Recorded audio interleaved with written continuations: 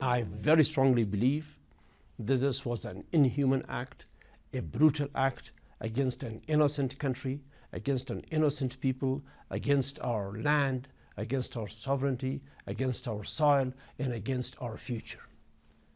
A bomb of that magnitude has consequences for the environment, for our lives, for our plants, for our water, for our soil. This is poison.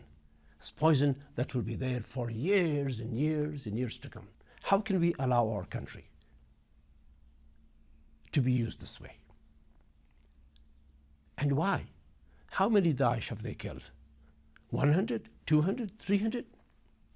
Why should Afghanistan suffer in such a massive way with the bomb so big, so dangerous, that they themselves call the mother of all bombs for 90 people?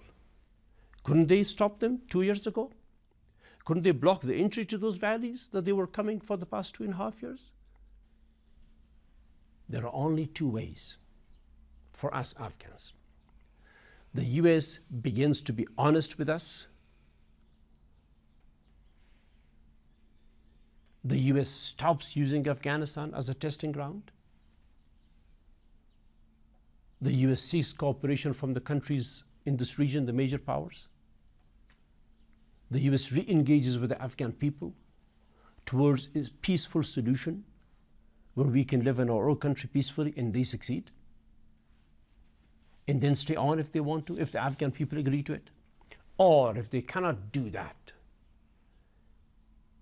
if they continue militant approach, heavy-handed military approach in Afghanistan, then of course I want them out of my country. Let's look at the current leadership of the Afghan government. Most of them were a very senior member of your cabinet, and yes, they were. In fact, yes, some of them were brought by you and introduced to Afghan. Yes, yes. So how come they could represent Afghan then, and now they cannot represent you? It is that incident. They should have not endorsed that bombing by the US, the use of that weapon of mass destruction on Afghanistan by the US. This is the job of every Afghan to stop a thing like that on our soil.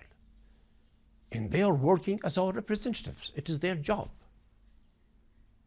not to allow Afghanistan to be misused like that. So after they allowed it, after they endorsed it, had they remained silent, even then I would have not spoken much. But when they endorsed it, they welcomed it, I consider this a treason. And I stood up against them, and I will continue.